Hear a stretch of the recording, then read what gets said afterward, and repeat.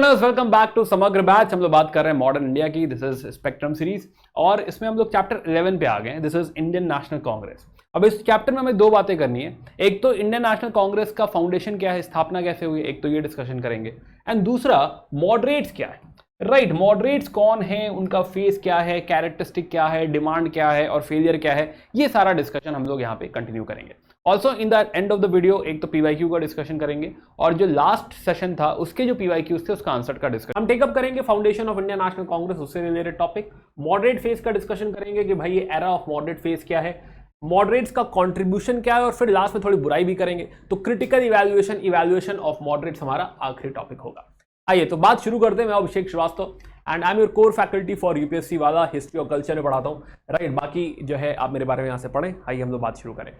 चलिए सबसे पहले बात करते हैं कि भाई ये कांग्रेस बनी कैसे, फाउंडेशन की बात करते हैं। और इसमें दो इंपॉर्टेंट टॉपिक लेंगे। एक सेफ्टी वॉल्व का नाम आता है कि भाई सेफ्टी वॉल्व क्या है, राइट। कुकर में सुना था हमने, राइट। प्रेशर रिलेटेड चीजों में हम सुनते हैं सेफ्टी वॉल्व, यहां पे क्या है। और दूसरा एम और ऑब्जेक्टिव क्या है कांग्रेस का, ये सबसे पहले डिस्कशन यहां पे उठाएंगे।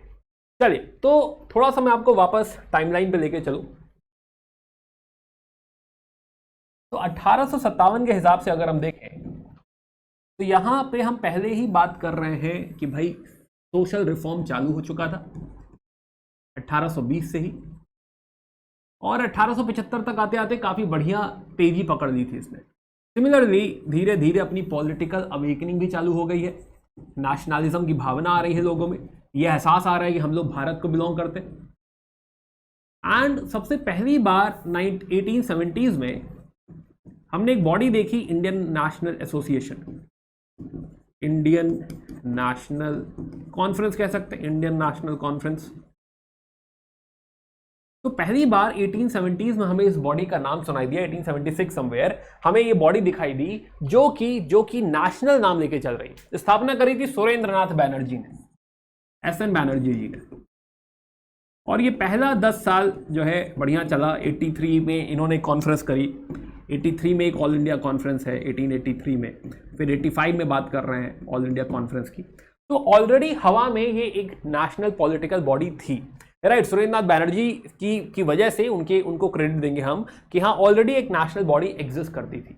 बट 1885 में फाउंडर हैं एओ ह्यूम और इन्होंने स्थापना करी इंडियन नेशनल कांग्रेस की। अब इस बात को थोड़ा समझते हैं कि भाई क्यों, क्या इंडियन नेशनल कांग्रेस। देखो एओ ह्यूम क्या है, A O Hume is a retired civil servant. और ऐसा नहीं कि हाँ अभी इंडिया आए हैं, काफी टाइम से इंडिया आए, उनका करियर इंडिया में रहा है, राइट। तो कहीं ना कहीं एक सॉफ्ट कॉर्नर है उनका इंडियन पॉलिटिकल सिनेरियो के लिए, इंडियन पॉलिटिकल ओपिनियन के लिए एक सॉफ्ट कॉर्नर रखते हैं। और उनको लगता है कि अगर एक पॉलिटिकल बॉडी बन जाएगी तो पॉलिटिकल बॉडी बनने की वजह से क्या होगा कि वो सरकार और लोगों के बीच में इंटरमीडियरी की तरफ बिहेव करे, राइट। ये है थॉट प्रोसेस। तो एओ ह्यूम, तो हम लोग बात कर रहे थे सुरेंद्रनाथ बैनर्जी जी की कि हाँ उन्होंने पहले ऑलरेडी इंडियन नेशनल कॉन्फ्रेंस की स्थापना कर ली थी। बट एओ ह्यूम क्या लेकर आए, एओ ह्यूम को लगा कि भाई जो है एक अगर ऑल इंडिया बॉडी बना दी जाए, नेशनल बॉडी,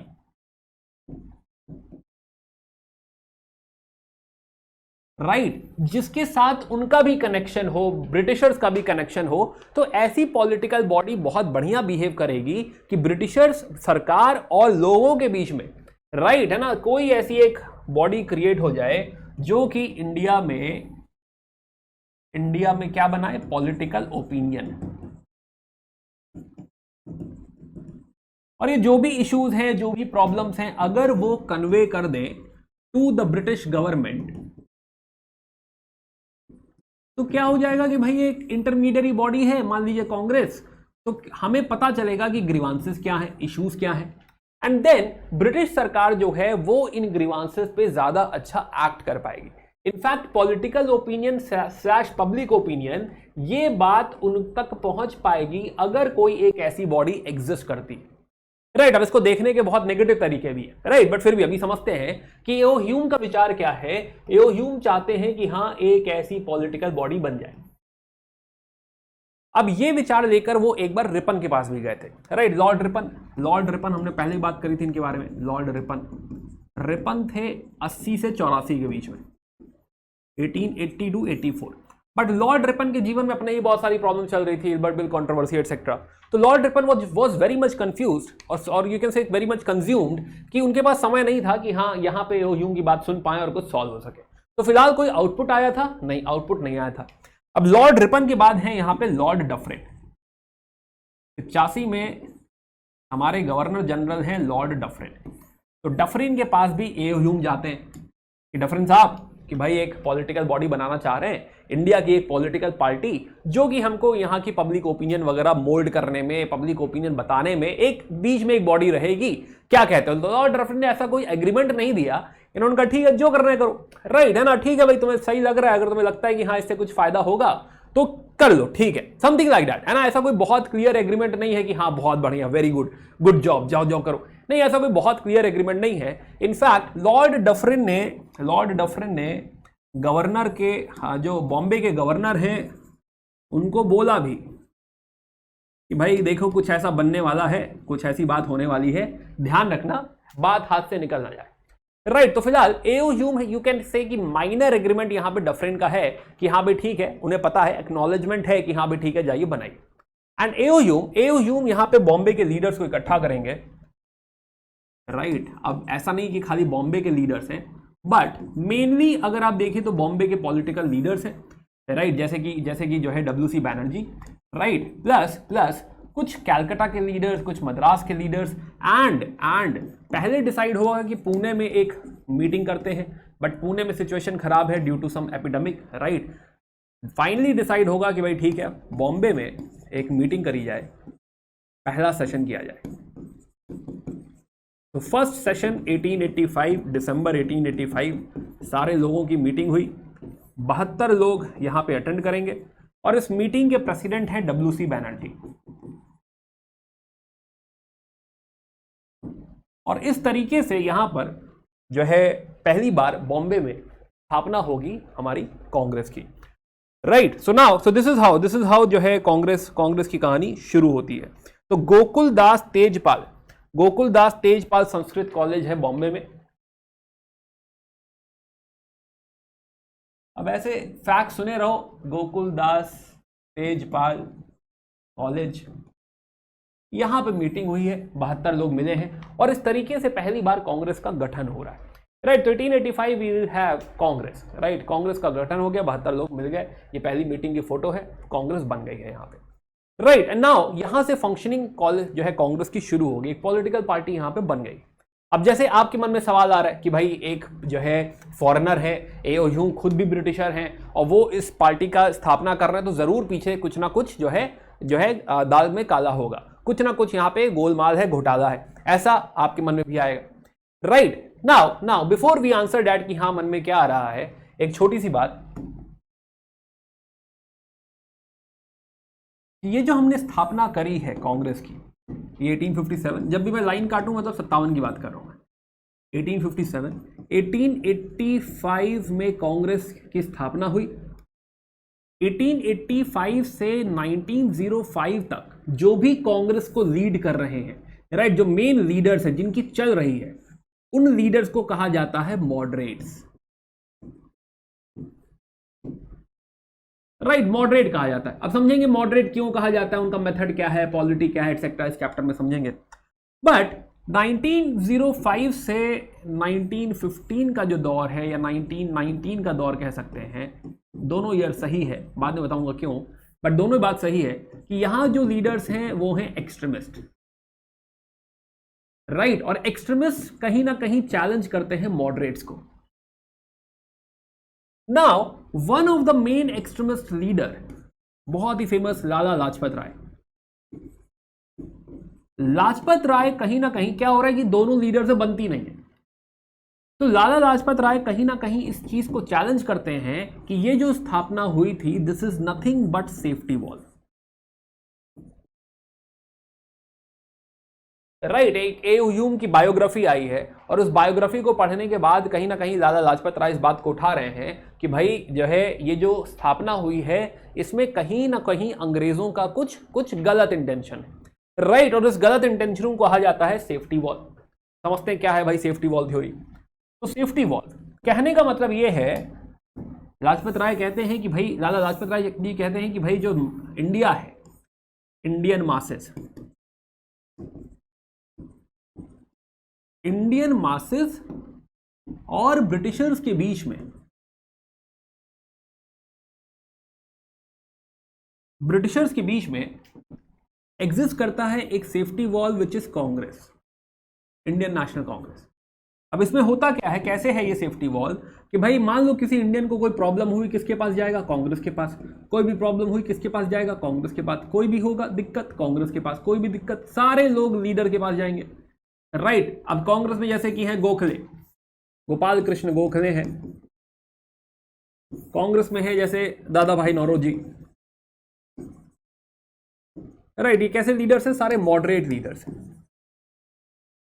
इनको पहला फैक्शन है, ये फर्स्ट जनरेशन है, तो गोखले, दादा भाई नौरोजी, फिरोज शाह मेहता, एटसेट्रा एटसेट्रा। अब जब कांग्रेस के पास ये सारे लोग जाएंगे तो ये सारा दर्द लेकर कांग्रेस कहां जाएगी, ब्रिटिशर्स के पास, कि देखिए ये इशू चल रहा है, राइट है ना। जो हम चाहते हैं कि जो सिविल सर्विसेज का एग्जाम है वो इंडिया में भी कंडक्ट कराया जाए। हम चाहते हैं कि ये रिफॉर्म हो जाए, पॉलिटिकल रिफॉर्म हो जाए। हम चाहते हैं कि जो ड्रेन ऑफ वेल्थ हो रहा है ये नहीं होना चाहिए। इस तरह की डिमांड से कि ब्रिटिशर्स के पास जाएंगे। अब ब्रिटिशर्स का मूड है ना, कि हाँ भाई कर भी सकते हैं, नहीं भी कर सकते, राइट। कर दिया तो वाह भाई वाह, ब्रिटिशर्स ने तो मचा दिया। ब्रिटिशर्स जो है, जो हमारी सरकार है, उन्होंने बात मान ली, बहुत बढ़िया, वाहवाही हो गई। और नहीं किया, और नहीं किया तो क्या होगा, नहीं किया तो ये जो गए थे प्रॉब्लम लेके, कहेंगे आपसे कहा था, कांग्रेस से कहा था, हो नहीं पाया, कांग्रेस से कहा था, हो नहीं पाया। तो टेक्निकली ये जो रेजिस्टेंस है ये यहीं पे वेंट ऑफ हो जाएगा, राइट है ना। ये जो दुखड़ा है, जो ग्रीवांसेस हैं, कहीं ना कहीं कांग्रेस इसको रिलीज कर दे रही है, इस प्रेशर को रिलीज कर दे रही है। And that is the reason इनको देखा जा रहा है कि दिस इज मोर और लेस लाइक अ सेफ्टी वॉल। तो यहां पे लाजपत राय कहते हैं, लाला लाजपत राय जो कि एक एक्सट्रीमिस्ट लीडर हैं, गरम दल को बिलोंग करते हैं, राइट। जैसे हिंदी में अगर हम कहें तो हिंदी में मॉडरेट्स को कहा जाता है नरम दल, नरम दल, और एक्सट्रीमिस्ट मतलब हो गया गरम दल। तो गरम दल के लीडर कह रहे हैं, नरम दल वाले जो हैं, नरम दल के जो लीडर्स हैं, इन लोगों ने सेफ्टी वॉल क्रिएट कर रखा है। ऐसी बात यहां पे लाजपत राय जी ने कर रखी, राइट। नाउ अभी के हिस्टोरियंस की अगर हम माने, लेटर हिस्टोरियंस की माने, रीसेंट थॉट अगर हम माने, तो हम इस सेफ्टी वॉल में विश्वास नहीं करते, राइट। वहां तक पहुंचेंगे, बट एक और बात, यहीं से, इसी सेफ्टी वॉल थ्योरी से एक और थ्योरी निकलती है which is called as conspiracy theory. Conspiracy theory actually जो मार्क्सिस्ट लीडर्स हैं, जो सोशलिज्म में विश्वास रखते हैं, मार्क्सिज्म में विश्वास रखते हैं, उनका ऐसा मानना है कि हाँ ये कुछ नहीं था, ये कॉन्स्पिरेसी थी। कैसी कॉन्स्पिरेसी, कि भाई इंडिया में किसी भी तरह की रिवोल्ट, किसी भी तरह की इस ग्रीवांस को खत्म करना है, राइट। और स्पेशली कौन लोग ऐसा कर रहे हैं, जो कैपिटलिस्ट क्लास है। ऐसा क्यों कहा गया भाई, कैपिटलिस्ट क्लास? क्योंकि ये कहते हैं, कॉन्स्पिरेसी थ्योरी में कहा जाता है कि भाई ये जो मॉडरेट्स हैं जनरली एलीट है, जनरली रिच लोग हैं, राइट। ये जो रिच लोग हैं, ये जनरली कोई जमींदार है, राइट, कोई छोटा राजा है, एटसेट्रा एटसेट्रा, पैसे वाले लोग हैं ये, राइट। क्योंकि ये पैसे वाले लोग हैं, कैपिटलिस्ट क्लास है, तो कहीं ना कहीं ये कांग्रेस जो है ब्रिटिशर्स के साथ हैंड इन हैंड है। तो ये दोनों थ्योरी, चाहे वो कॉन्स्पिरेसी थ्योरी हो, चाहे वो सेफ्टी वॉल थ्योरी हो, दोनों ही थ्योरी ये मानती है कि कांग्रेस की स्थापना इस रिवोल्ट को या इस ग्रीवांस को दबाने के लिए हुई है, राइट। बट रीसेंट हिस्टोरियंस जैसे कि बिपिन चंद्रा कहते हैं कि ना, राइट, ऐसा कुछ भी नहीं है। बिपिन चंद्रा इस थ्योरी का एक काउंटर थ्योरी कहते हैं, समझिए इस बात को। तो बिपिन चंद्रा कहते हैं, बिपिन चंद्रा लेटर हिस्टोरियन हमारे फेमस हैं, बिपिन चंद्रा, बहुत सारी बुक्स हैं, राइट, बिपिन चंद्रा। तो बिपिन चंद्रा कहते हैं कि ना, अगर आप ब्रिटिशर्स अगर ये सोच रहे हैं कि हम उनके लिए सेफ्टी वॉल हैं, तो एओ ह्यूम हमारे लिए लाइटनिंग कंडक्टर है, राइट, लाइटनिंग कंडक्टर। जिससे क्या हो रहा है, जिससे फायदा ये हो रहा है कि पैन इंडिया के जो लीडर्स हैं उनको हम यूनाइट कर पा रहे हैं। और क्योंकि ये ब्रिटिश के एक्नॉलेजमेंट के साथ हो रहा है, एओ ह्यूम खुद मिले हुए हैं, दैट इज द रीजन कि कोई ऑपरेशन नहीं है, कोई चैलेंज नहीं है। डफरिन ने भले उसको शाबाशी नहीं दी, बट डफरिन ने कहीं ना कहीं कहा ना, अच्छा सुन लिया, ठीक है, जाओ, यानी कि यहां पे कहीं ना कहीं ब्रिटिशर्स का खुद का एक्नॉलेजमेंट है, एओह्यूम का सपोर्ट है और वो नेटवर्क है, राइट। तो दैट इज द रीजन कि अगर अंग्रेज ये सोच रहे हैं कि हम उनके लिए सेफ्टी वॉल है, कांग्रेस उनके लिए सेफ्टी वॉल है, तो कांग्रेस या हम लीडर्स ये सोच रहे हैं कि ये क्या है, ब्रिटिशर्स या एओह्यूम हमारे लिए वो लाइटनिंग कंडक्टर है, राइट, कंडक्ट कर देंगे, है ना। अब फिजिक्स मत लगाओ इसमें, लाइटनिंग कंडक्टर समझो कि कंडक्टर जो कंडक्ट करके चीजों को जोड़ दे। तो यहां पे सबको जोड़ा जा रहा है और बिकॉज ब्रिटिशर्स का एक्नॉलेजमेंट है, दैट इज द रीजन कि इस पूरी ऑर्गेनाइजेशन को चैलेंज नहीं किया जाएगा, ये ऑर्गेनाइजेशन सर्वाइव करेगी। अगर कोई और बॉडी है, जैसे कि सुरेंद्र बैनर्जी की जो बॉडी थी, जो है इंडियन नेशनल कॉन्फ्रेंस, वो जो बॉडी है वो कहीं ना कहीं चैलेंजिंग बॉडी है, तो कुछ टाइम बाद में भी अंग्रेज उसके खिलाफ हो जाएं, उसको खत्म कर दें, चैलेंज कर दें कि हाँ ये इलीगल है, तुम ऐसा नहीं कर सकते। बट क्योंकि यहां ब्रिटिशर्स का एक्नॉलेजमेंट है, दैट इज द रीजन कि ये थोड़ा सा लॉन्ग टर्म चलेगी, कोई चैलेंज नहीं करेगा। तो दोनों व्यू, और मेजर जो आपके जो हिस्टोरियंस है, लेटर हिस्टोरियंस है, वो इस बात में बिलीव करते हैं कि हाँ जो लीडर्स हैं डेफिनेटली वो चाहते थे कि जो है ये सर्वाइव करे और हम जो है एओह्यूम के नेटवर्क को यूज कर सकें।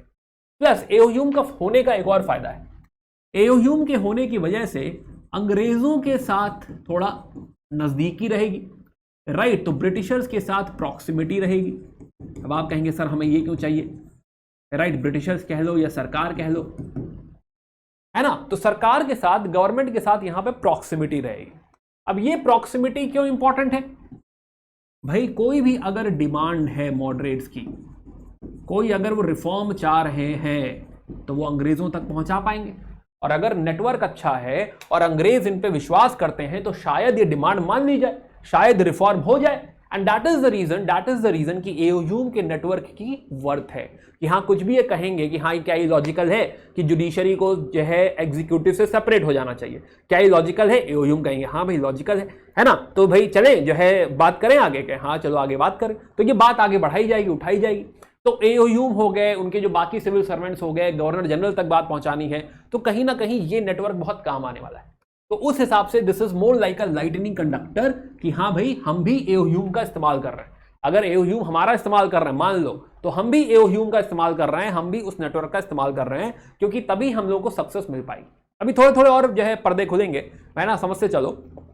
तो पहला सवाल हमने हैंडल किया which is about safety wall. दूसरा यहां पे चाहते क्या, safety wall, conspiracy theory, right. Conspiracy theory में एक नाम आता है आरपी दत्त जी का, राइट, मार्क्सिस्ट थॉट है कि हाँ भाई कॉन्स्पिरेसी थ्योरी में विश्वास रखते हैं। सेफ्टी वॉल में हमने बात करी लाला लाजपत राय जी की, ओके, बाकी हमने लाइटनिंग कंडक्टर की बात करी बिपिन चंद्रा जी की।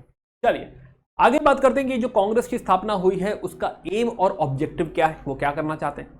नाउ ये थोड़ा सा ऑब्वियस है, राइट, ये कोई बहुत बड़ी बात नहीं है कि हाँ भाई अगर एक पॉलिटिकल पार्टी इस समय बनाई जा रही, तो एक बार स्टेटमेंट्स पढ़ो, देखो इसमें कोई ऐसा है जो इलॉजिकल स्टेटमेंट है कि भाई हमको क्या करना है, एक नेशनलिस्ट मूवमेंट लेकर आना है, इन दी एंड हमें क्या चाहिए, पॉलिटिकल अवेकनिंग चाहिए, पॉलिटिकल अवेकनिंग, राइट, जिसमें मॉडर्न थॉट होगी, डेमोक्रेसी होनी चाहिए, लोगों की सुनी जाए, बात समझ आ रही है, पब्लिक ओपिनियन बिल्ड हो, लोगों को अवेयर किया जाए,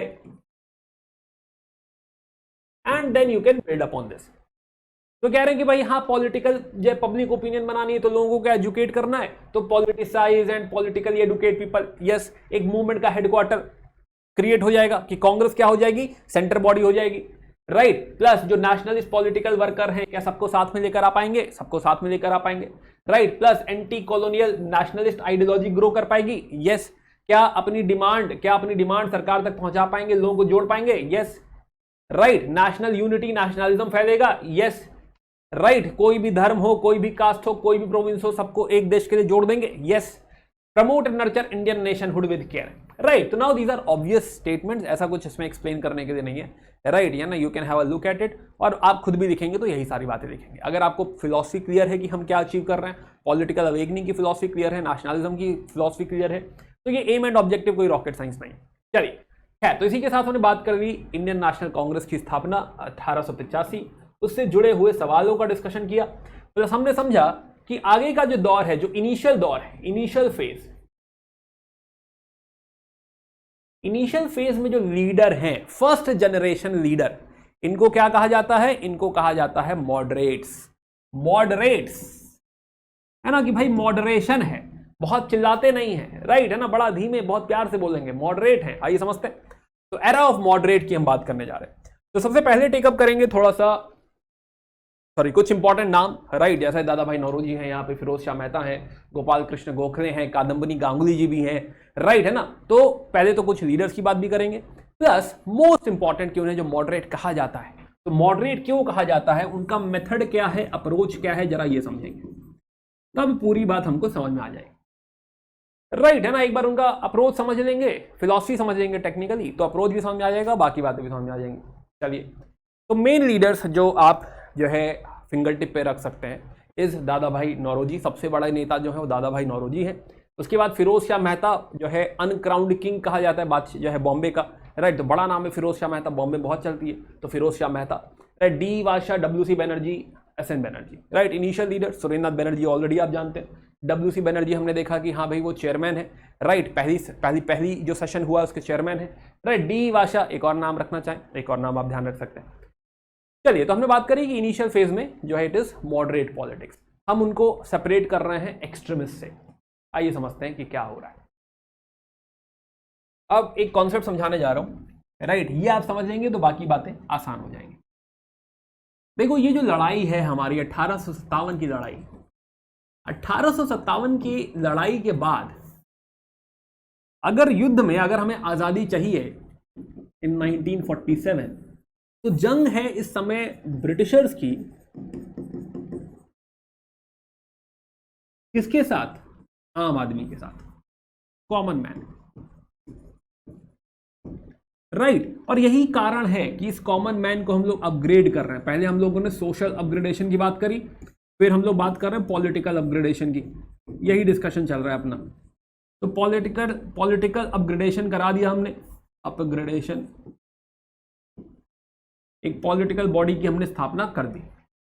बट ये जो इनिशियल फेज के लीडर्स हैं मॉडरेट्स, इस जंग में हाँ डेफिनेटली भारत के साथ हैं, बट इस जंग में जो मॉडरेट्स हैं, मॉडरेट्स थोड़ा सा इस तरफ एग्जिस्ट करते हैं। जो उनका इंक्लिनेशन है वो कॉमन मैन, जिसे आप मासेस भी कह सकते हैं, वो आम आदमी लोगों की तरफ ना होकर उनका जो इंक्लिनेशन है वो ब्रिटिशर्स की तरफ है। अब ये बात थोड़ा सा समझने वाली है, और ये बात अगर आप समझ जाएं तो बाकी चैप्टर खेल है फिर। तो मॉडरेट्स का जो झुकाव है वो अंग्रेजों की तरफ है। मॉडरेट्स को ऐसा लगता है कि ये जो प्रॉक्सिमिटी है ब्रिटिशर्स, राइट, ये कहीं ना कहीं इंडिया के फेवर में।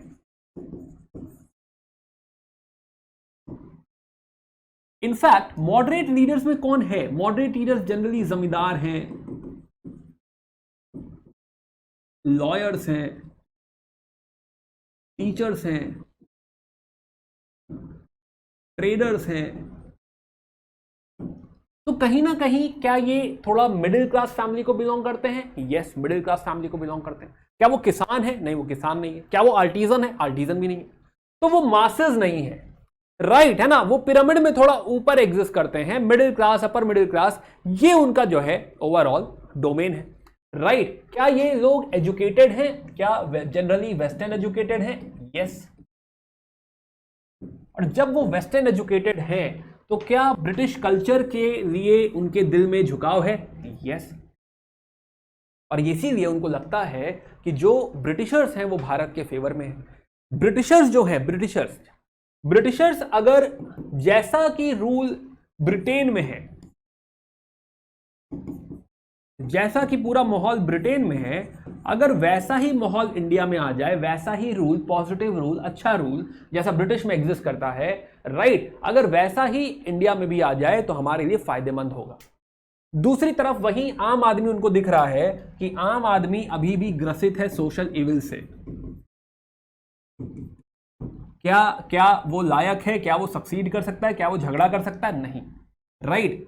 आम आदमी मैक्सिमम अभी इलिटरेसी से ग्रस्त है, पढ़ा लिखा नहीं है, अनएडुकेटेड है, राइट। तो क्या अभी इनको जगा के कुछ होगा? नहीं, अभी इनको जगा के कुछ नहीं होगा। यानी अगर हमें कोई रिफॉर्म चाहिए तो इनके साथ ना होकर कैसे आएगा? अंग्रेजों से मांग कर आएगा, अंग्रेजों से परसुएड करके आएगा, अंग्रेजों को रिक्वेस्ट कर आएगा कि सर हमको ये रिफॉर्म चाहिए, हमको वो रिफॉर्म चाहिए, हमको बाकायदा ये सारे रिफॉर्म चाहिए। तो जो भी हमारी डिमांड्स हैं, जितने भी सारे रिफॉर्म्स आ सकते हैं, वो रिफॉर्म्स ब्रिटिशर्स ही दे सकते हैं। ऐसा इस दौर में इस लीडर के ग्रुप, ये जो ग्रुप है लीडर्स का, उनका ऐसा थॉट प्रोसेस है, राइट है ना। आप उनका कंपोजिशन समझिए कि हाँ भाई उनका कंपोजिशन क्या है। उनका कंपोजिशन ऐसा है कि उनको इस कल्चर पे भरोसा है, उनको ब्रिटिशर्स के प्रोविडेंशियल नेचर पे कि हाँ वो भारत के लिए कुछ अच्छा करेंगे, इस चीज पे भरोसा है। उनको भरोसा है कि अगर कुछ रिफॉर्म आ सकता है तो वो अंग्रेज ही दे सकते हैं, राइट। वो रिफॉर्म जो है वो अंग्रेजों द्वारा ही दिया जा सकता है। वो क्या चाहते हैं? वो चाहते हैं ब्रिटिश रूल, राइट। वो कहते हैं कि आपने इंडिया में जो रूल कायम किया है वो अन ब्रिटिश है, राइट। ये रूल है आपका हमारे यहां पे अन ब्रिटिश रूल कर रहे हो आप, राइट। अन ब्रिटिश नहीं चाहिए, ब्रिटिश रूल चाहिए हमें, वो पॉजिटिव रूल चाहिए जैसा आपके अपने देश में। ये थॉट प्रोसेस है। और अगर ये फिलॉसफी आप समझ लें तो फिर बाकी बात मॉडरेट्स को आप समझ जाएंगे। उनका कॉम्पोजिशन समझिए तो उनकी थॉट प्रोसेस समझ में आ जाएगा। उनका थॉट प्रोसेस समझ में आएगा जब आपको लगेगा कि हाँ भाई अंग्रेजों से ही रिफॉर्म चाहिए, तो अभी जिस तरह से वो रिफॉर्म मांगेंगे वो भी समझ में आ जाएगा, राइट। अब मान लो जब जो है आप मान रहे हैं कि भाई अंग्रेजों से ही रिफॉर्म आएगा, तो क्या यहां टोन में, क्या मेथड में अदब आ जाएगी, क्या रिस्पेक्ट आ जाएगा कि सर हमको ये रिफॉर्म चाहिए, सर ऐसा होना चाहिए, सर वैसा होना चाहिए, राइट। सर आप ये गलत कर रहे हैं, सर हमारे यहाँ अन ब्रिटिश रूल है, सर प्लीज ब्रिटिश रूल कर दीजिए। ये सारे रिफॉर्म्स की जो डिमांड है उसमें ऑलरेडी एक रिस्पेक्ट आ जाएगा, एक जो है तहजीब आ जाएगी कि भाई जो है हम आपसे झगड़ेंगे नहीं। क्या कोई रिवोल्ट होगा? कोई रिवोल्ट नहीं होगा। क्या कोई मूवमेंट, मास मूवमेंट होने वाला है? मासेस पे तो भरोसा ही नहीं। तो उनको ट्रस्ट नहीं है मासेस पे, उनको ट्रस्ट है ब्रिटिशर्स पे। पहले ये बात समझ। चलिए तो आइए समझते हैं। तो यहां पे मेथड आप देखेंगे, मेथड, तो मेथड आपको दिखाई देगा, इसको मेथड्स को लिख रहा हूं मैं नीचे, राइट। तो मेथड्स में आपको समझ में आएगा एक टर्म यूज होता है 3P, 3P method. 3P method मतलब प्रेयर करेंगे, रिक्वेस्ट करेंगे भाई आपसे। प्रेयर से आपने नहीं माना तो आपको पेटिशन भेजेंगे, पेटिशन, राइट। पेटिशन लिखेंगे कि हाँ भाई सारे लोग, हम लोग साइन करेंगे कि हमको ये इकोनॉमिक रिफॉर्म चाहिए। देखिए इस पे 1000 लोगों का साइन है, देखिए इस पे 10,000 लोगों का साइन है, मतलब हम सारे लोग ये रिफॉर्म मांग रहे हैं। तो प्रेयर करेंगे, पेटिशन देंगे, राइट। और अगर पेटिशन के बाद भी आप नहीं माने तो हम क्या करेंगे? प्रोटेस्ट। अब ये प्रोटेस्ट धरना नहीं है, अब ये प्रोटेस्ट ऐसा नहीं है कि हम सड़क पे आ जाएंगे, इंकलाब जिंदाबाद करेंगे, नहीं नहीं नहीं नहीं। This protest is also of constitutional agitation. जैसे कि हम अखबारों पे लिख देंगे, अखबारों में रिक्वेस्ट करेंगे कि भाई ऐसा हो जाता तो बहुत अच्छा। तो एजिटेशन होगा but with in the 4 walls of law, right. Constitutional method, तो टेक्निकली आप कहिए तो सारा जो मेथड है वो कैसा मेथड है? कॉन्स्टिट्यूशनल है, कानूनन है, राइट है ना। तो इसीलिए क्योंकि मेथड जब ऐसा रिक्वेस्ट वाला है तो अंग्रेजों के मन पे है, कोई नेगोशिएशन थोड़े हो रहा है, कोई आप ऐसा थोड़े कह रहे हो कि देना ही पड़ेगा वरना हम लोग अनशन कर देंगे, वरना हम लोग चक्का जाम कर देंगे। ऐसी तो बात हो नहीं रही है, ऐसी बात हो रही है कि सर प्लीज कर दीजिए ना, कर दीजिए ना, ऐसी बात हो रही है। तो डेफिनेटली जो यहां पे प्रोग्रेस भी होगी, राइट, इनकी वजह से जो प्रोग्रेस भी आएगी, जो भी रिफॉर्म्स आएंगे, क्या वो स्लो होंगे या राइट। तो दे आर लाइक हाँ ठीक है स्लो रिफॉर्म आएंगे, राइट। प्रोग्रेस धीरे धीरे होती रहेगी, धीरे धीरे थोड़ा थोड़ा रिफॉर्म हम लोग लाते रहेंगे। तो मेथड भी उनका स्लो है, उसका इम्प्लीकेशन भी स्लो है, उसका रिजल्ट भी स्लो है। मर्जी है अंग्रेजों की कि पूरा करना है कि नहीं करना है। तो अगर ये क्वेश्चन आप समझ लें तो ये 3P क्यों फॉलो करते हैं, 3P मेथड क्यों है, एटसेट्रा एटसेट्रा, सारी बातें आप समझ सकते हैं, राइट। तो overall with all these 3 methods what they are trying to do, 2 उनके मेन एजेंडा है। एक एजेंडा है कि भाई पब्लिक ओपिनियन क्रिएट करेंगे, लोगों को बताएंगे, पेपर्स में लिखेंगे, राइट। और दूसरा एजेंडा है गवर्नमेंट की ओपिनियन क्रिएट करेंगे, गवर्नमेंट को समझाएंगे, ब्रिटिशर्स को समझाएंगे कि हाँ भाई ये दे दीजिए, बहुत जरूरी है हमारे लिए। अंडरस्टूड। तो this is going to be their approach, right. Very slow, very like जो है माइल्ड, वेरी मॉडरेट। और यहीं से नाम आता है मॉडरेट, कि बहुत ही मॉडरेशन है भाई, कोई ऐसा एग्रेसिव डिमांड ही नहीं है, राइट। बहुत नरम दल है, नरम दल, दिल की बहुत नरम है, बहुत प्यार से बात करते हैं। तो नरम दल जो शब्द आ रहा है वो यहीं से आ रहा है। खैर, सो मॉडरेट का मेथड देखिए। अच्छा, यहीं पे एक और बात देखिए आप, राइट। तो नाउ दे बिलीव कि अगर अंग्रेजों को बता दिया जाए, अगर अंग्रेजों को समझा दिया जाए तो क्या हो सकता है, रिफॉर्म मिल सकता है। अब देखिए इन्होंने क्या किया, 1889 में इन्होंने एक कमिटी बनाई, समझिएगा इस बात को, एक कमिटी बनाई जा रही है, इंडियन नेशनल कांग्रेस की एक कमिटी बनाई जा रही है, कहां पे, लंदन में, कि भाई एक कमिटी वहां बना दो ताकि उनकी पार्लियामेंट में, उनकी पार्लियामेंट को, उनके प्राइम मिनिस्टर को हम जाके चिट्ठी दें और उनको समझाएं कि हमारे देश में क्या चल रहा है, अन ब्रिटिश रूल चल रहा है, गलत कर रहे हैं आप सर थोड़ा, राइट, इसको फिक्स कर दिया जाए। तो उनको जो है अप्रोच करा जा रहा है, राइट। और कुछ वहां के मेंबर ऑफ पार्लियामेंट हैं जो ऑफकोर्स इसको सपोर्ट भी करेंगे, जैसे कि चार्ल्स ब्रैडलॉ है, राइट। एक एओ ह्यूम के दोस्त है William Wedderburn, he was also civil servant, retired civil servant, right, ये भी हैं वहां पे। And he is the one who is leading this, कि जो इंडियन नेशनल कांग्रेस कमेटी या ब्रिटिश पार्लियामेंट्री कमेटी बनाई जा रही है, इसको वो लीड भी कर रहे हैं, चेयरमैन है वो, राइट, विलियम वेडरबर्न। उसके बाद ये इंडिया आ जाएंगे, कांग्रेस साथ और भी काम करेंगे, he also became our Congress president.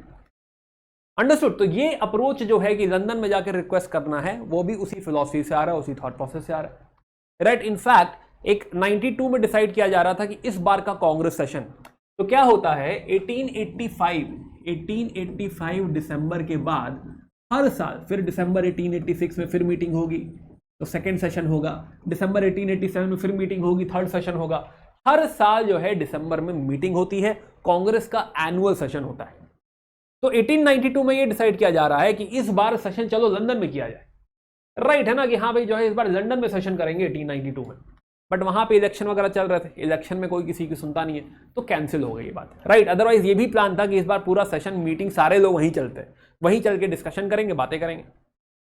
या तो मॉडरेट अप्रोच हमने समझा, तो this was the era of moderates, this was the जो है दी अप्रोच, राइट। हमने अप्रोच समझ ली कि क्या है, और हमने कुछ नाम भी जाने, जैसे कि एक बड़ा नाम हमने जाना दादा भाई नौरोजी, राइट, दादा भाई नौरोजी। तो दादा भाई नौरोजी को हमने समझा। अब बात करते हैं कि भाई हम कह रहे हैं कि हाँ वो इंक्लाइंड है टूवर्ड्स ब्रिटिशर्स के प्रॉक्सिमिटी के साथ है, वो चाहते हैं कि हाँ ब्रिटिशर्स का होना हमारे लिए फायदेमंद है। तो क्या कोई कंट्रीब्यूशन है उनका, क्या उन्होंने कुछ कंट्रीब्यूट किया है हमारी फ्रीडम स्ट्रगल को? आइए इस बात को समझते हैं, गहरा मुद्दा है, कंट्रीब्यूशन ऑफ मॉडरेट्स का डिस्कशन करते हैं। Now when we talk about contribution, तो सबसे बड़ा कंट्रीब्यूशन जो है कि जो मॉडरेट्स हैं, they behaved as an economic critic. क्या कैसे बिहेव कर रहे हैं? वो इकोनॉमिक क्रिटिक की तरह बिहेव कर रहे हैं। सबसे पहले उन्होंने हमें यह समझाया कि अंग्रेजों के यहां होने से, राइट, ये ड्रेन ऑफ वेल्थ क्या है, कैसे हम लोग गरीब हो रहे हैं, ये कर क्या रहे हैं हमारे साथ। ये बात हमें किसने समझाई? हमें मॉडरेट से समझाई। सेकंड जो कॉन्स्टिट्यूशनल रिफॉर्म्स हैं, क्योंकि डिमांड यही है, तो कॉन्स्टिट्यूशनल रिफॉर्म्स आएंगी, शुरुआत होगी, राइट, समझेंगे कि क्यों वैल्यूबल है, तो ये भी डिमांड उन्हीं की है, वहीं से बात आई है।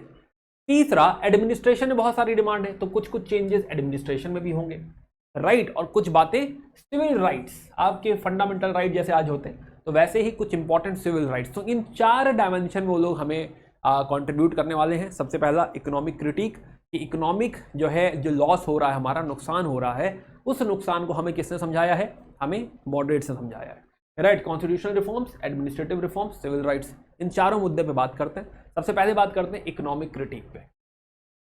तो दादा भाई नौरोजी की आपको ये बुक दिख रही है, this is called as poverty and un British rule in India. Again इस बात को नोटिस करो कि फिर से यहां पे क्या लिखा हुआ है? अन ब्रिटिश, राइट, क्या लिखा है? अन ब्रिटिश रूल इन इंडिया। कैसा रूल चाहिए? अन ब्रिटिश नहीं चाहिए, ब्रिटिश रूल चाहिए, राइट, है ना, अन ब्रिटिश रूल नहीं चाहिए, ब्रिटिश रूल चाहिए। तो इंडिया में जो गरीबी आ रही है, राइट, वो किस वजह से आ रही है? Because of this un British rule. तो poverty and un British rule in India, आइए समझते हैं कि क्या कहना चाहते हैं। तो सबसे पहले बात करेंगे इकोनॉमिक क्रिटिक की क्या हो रहा है।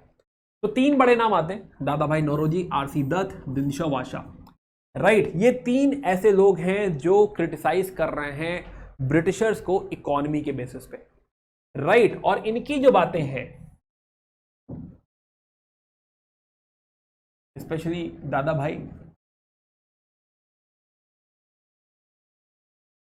दादा भाई नौरोजी, दिनकर वाशा, आरसी दत्त, अब इनकी जो थ्योरीज हैं, उसे मिला जुला के कहा जा सकता है ड्रेन थ्योरी।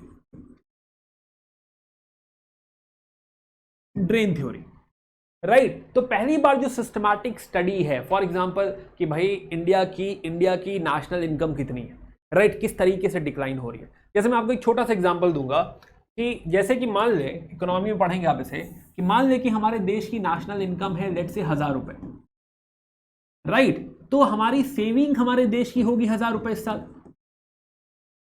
अब सेविंग सारी बैंक में होगी, तो ये 1000 रुपए किसके पास है? बैंक के पास है।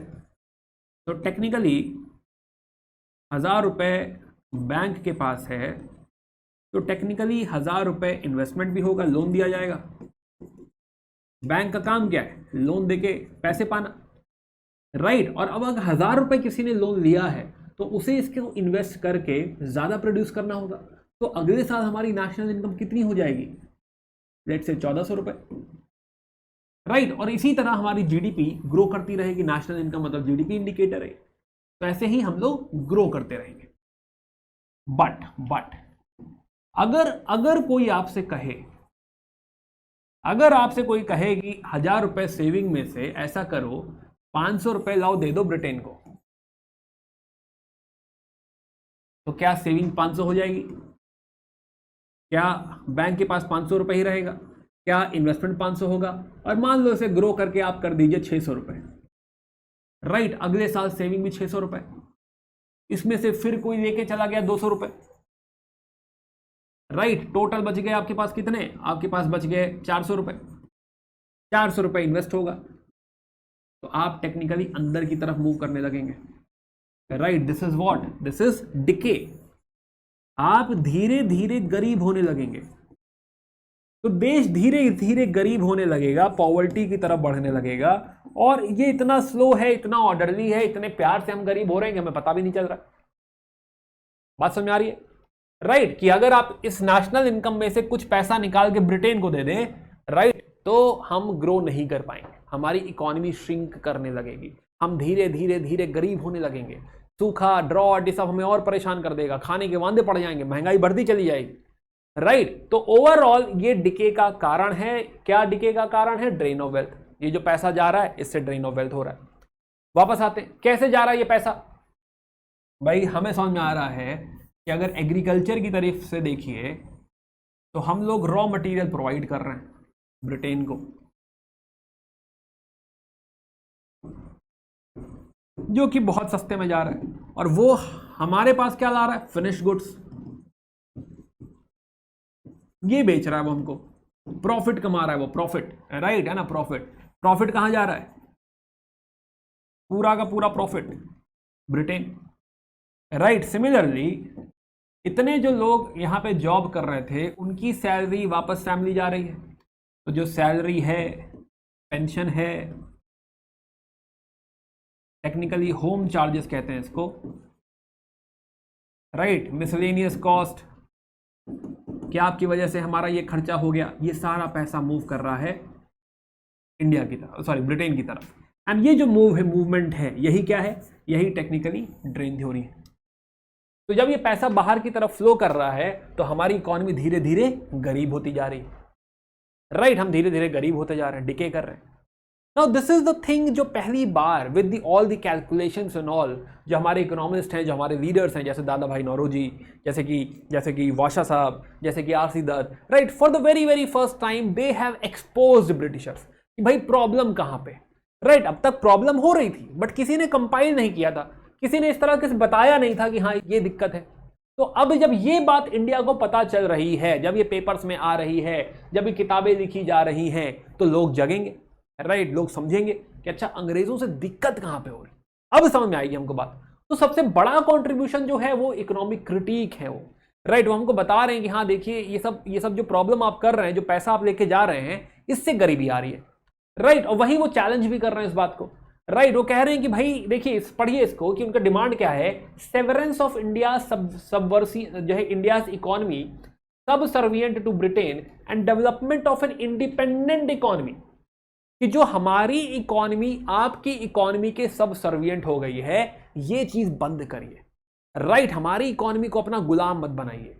तो ये जो सबसर्विएंट हो चुकी है हमारी इकोनॉमी, सोसाइटी, पॉलिटी, इसको बंद करिए, स्पेशली इकोनॉमी की बात करें, इसको बंद करिए और हमारी इंडिपेंडेंट इकोनॉमी होनी चाहिए और वो ग्रो करनी चाहिए इंडियन कैपिटल पे।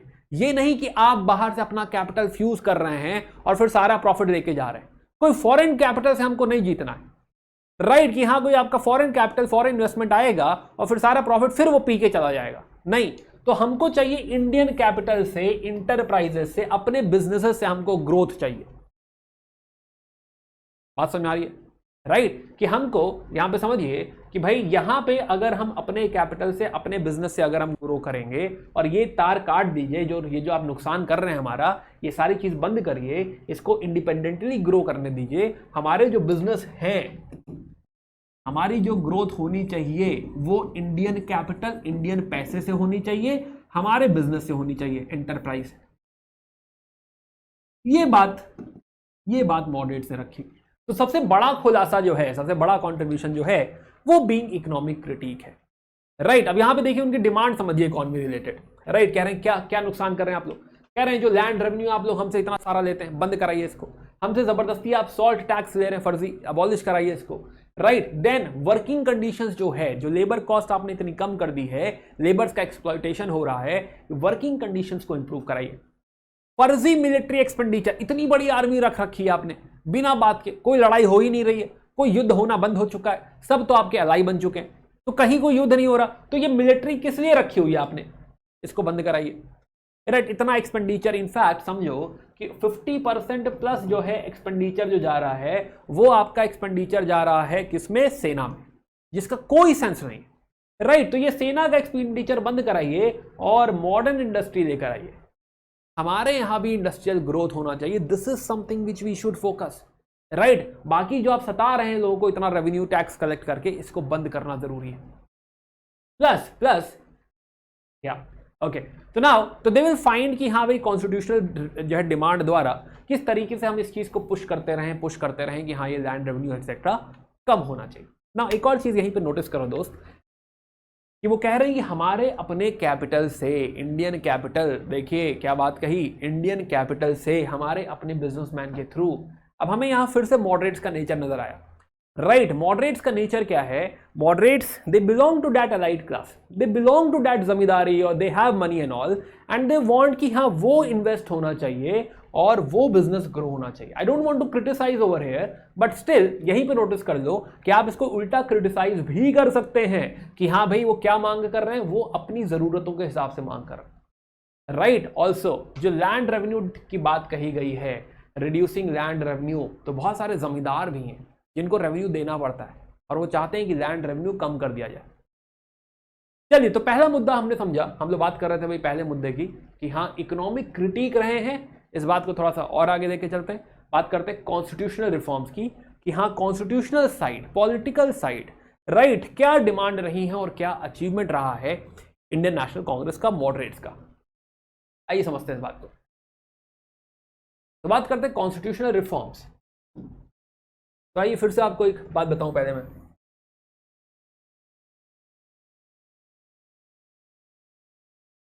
तो 1857 की लड़ाई के बाद सारी कहानी हमारी लगभग यहीं से शुरू होगी। तो 1857 की लड़ाई के बाद 1858 का एक्ट आया, राइट, और उसके तुरंत बाद 1861 का एक्ट आया। 1858 का एक्ट, 1861 का एक्ट। नाउ 18, ये जो दोनों एक्ट हैं इनको मिला के अगर हम देखें तो 1858 का एक्ट कहता है कि भाई जो क्वीन है, क्वीन, पहली बात तो अब क्वीन रूल चलेगा, प्लस क्वीन को असिस्ट करेंगे secretary of state, right, secretary of state, और उनके पास होगी एक काउंसिल 15 लोगों की। ये 1858 का एक्ट। प्लस इंडिया में अगर हम देखें तो इंडिया में जो गवर्नर जनरल ऑफ इंडिया हैं,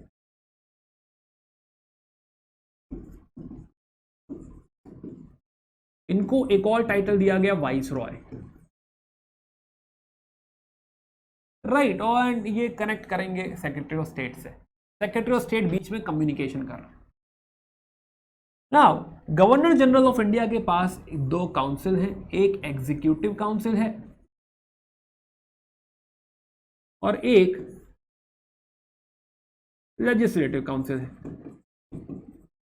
दो छोटी छोटी काउंसिल्स हैं यहां पे, राइट। 53 के एक्ट में हमने काउंसिल देख ली थी कि एक लेजिस्लेचर के लिए एक एडिशनल काउंसिल ऑलरेडी आ चुकी है। ओके, सो नाउ तो लेजिस्लेटिव काउंसिल। नाउ 1861 का जो एक्ट आया है, 1861 का एक्ट कहेगा, वो बेसिकली यहां पे कुछ बदलाव कर रहा है। वो कह रहा है कि जो लेजिस्लेटिव काउंसिल है, इस लेजिस्लेटिव काउंसिल में कुछ इंडियन मेंबर, या ऐसा समझिए कि कुछ नॉन ऑफिशियल मेंबर भी हो सकते हैं, राइट। नॉन ऑफिशियल मेंबर भी हो सकते हैं। They are not officers, they are not nominated by Madras और बेसिकली जो है बॉम्बे, नो, ऐसा नहीं है, राइट, है ना। नॉन ऑफिशियल मेंबर्स ये टेक्निकली वाइसरॉय नॉमिनेट करेगा। ये कब हो रहा है? 1861 में हो रहा है, 1861 में, कि भाई नॉन ऑफिशियल मेंबर की यहां पे एंट्री हो रही है। नॉन ऑफिशियल मेंबर कौन नॉमिनेट कर रहा है? Governor general.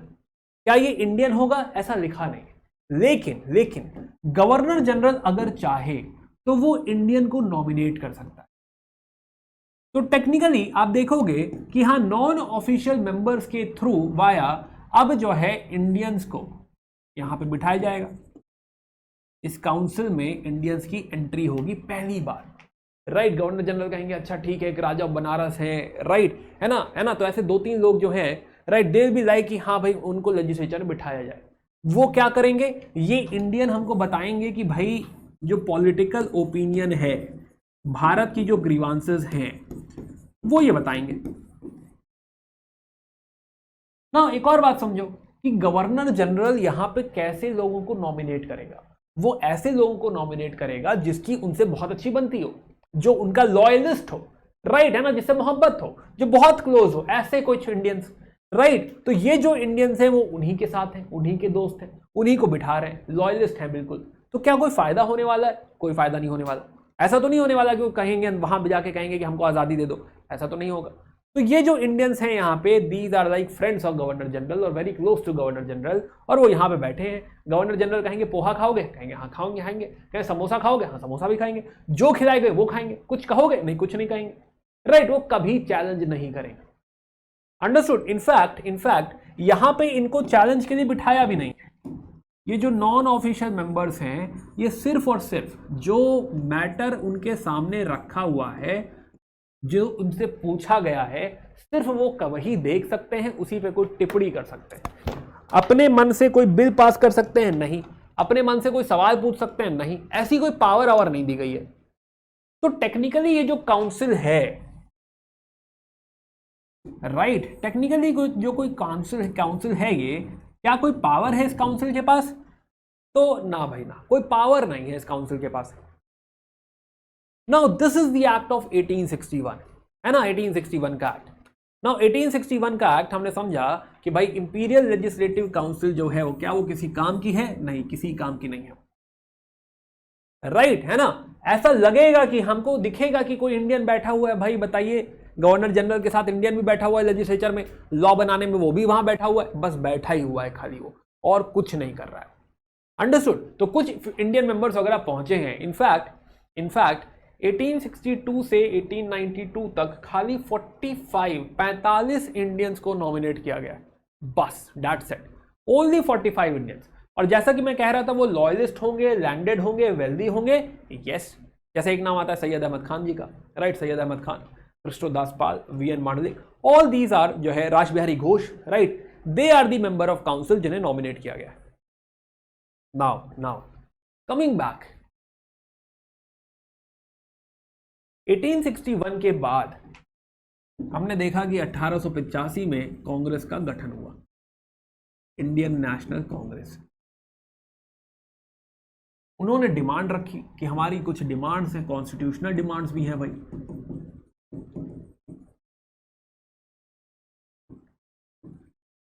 राइट, हमारी कुछ कॉन्स्टिट्यूशनल डिमांड्स हैं। और इन डिमांड्स के चलते इंडियन नेशनल कांग्रेस की एक बड़ी जीत है कि फाइनली 30 साल बाद 1892 में फिर से एक एक्ट आएगा। सोचो 30 साल किसी को जरूरत फील नहीं हुई कि हमें इस सिस्टम में बदलाव करना चाहिए, जो दिया जा रहा है, पोहा चल रहा है तो पोहा चल रहा है, समोसा तो समोसा चल रहा है, कोई कुछ नहीं कह रहा, किसी इंडियन ने कोई आवाज नहीं उठाई। क्या इंडियंस को यहां पावर दी भी गई थी? कोई पावर नहीं दी गई थी। तो यहां तक कोई पावर एग्जिस्ट नहीं करती थी, but because of Congress coming in, इनकी कॉन्स्टिट्यूशनल डिमांड थी, वो चाहते थे कि इसमें रिफॉर्म आए, ये जो पॉलिटिकल स्ट्रक्चर है इसमें रिफॉर्म आए। तो अब कहीं जाकर 1892 में हमको फिर से एक एक्ट नजर आ रहा है, इंडियन काउंसिल्स एक्ट 1892। इसे लॉर्ड क्रॉस एक्ट भी कहते हैं, क्योंकि सेक्रेटरी ऑफ स्टेट उस समय लॉर्ड क्रॉस है, right, Lord cross act, secretary of state के नाम पे लॉर्ड क्रॉस एक्ट। ओके, सो 1892 का एक्ट आया। अब 1892 का एक्ट अगर हम देखें, 1892, तो इंडियन काउंसिल्स एक्ट 1892। नाउ 1892 का एक्ट कहेगा कि हाँ भाई हम इसको एक्सपैंड कर देते हैं। खाली इंडियन कॉन्टेक्स्ट से बात कर रहा हूं मैं। तो गवर्नर जनरल की जो काउंसिल है, अब इसमें 10 से 12 लोग हो सकते हैं, राइट। इसमें कुछ नॉन ऑफिशियल मेंबर्स हैं,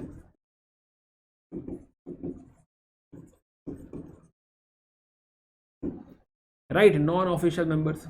नाउ ये जो नॉन ऑफिशियल मेंबर्स हैं, these are partly elected, partly nominated.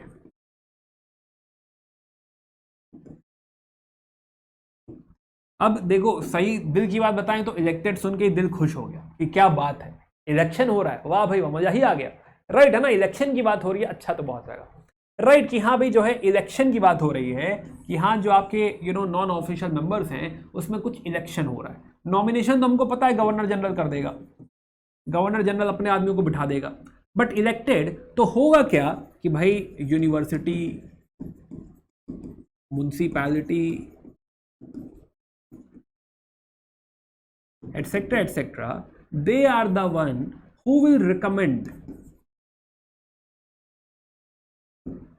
कुछ मेंबर्स कि हमारे हिसाब से, हमारी तरफ से इनको हम कहते हैं कि इनको बनना चाहिए, और जो गवर्नर जनरल अप्रूव भी कर सकता है, रिजेक्ट भी कर सकता है।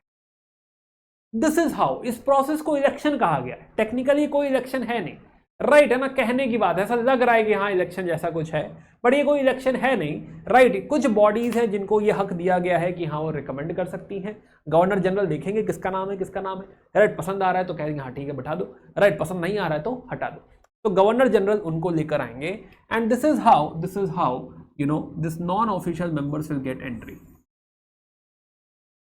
ऑल्सो इस बार 1892 के एक्ट में इनको कहा जाएगा कि भाई आप बजट पे अपना व्यू भी दे सकते हैं, राइट, बड़ी बात होगी, बजट पे व्यू देने की बात कह दी।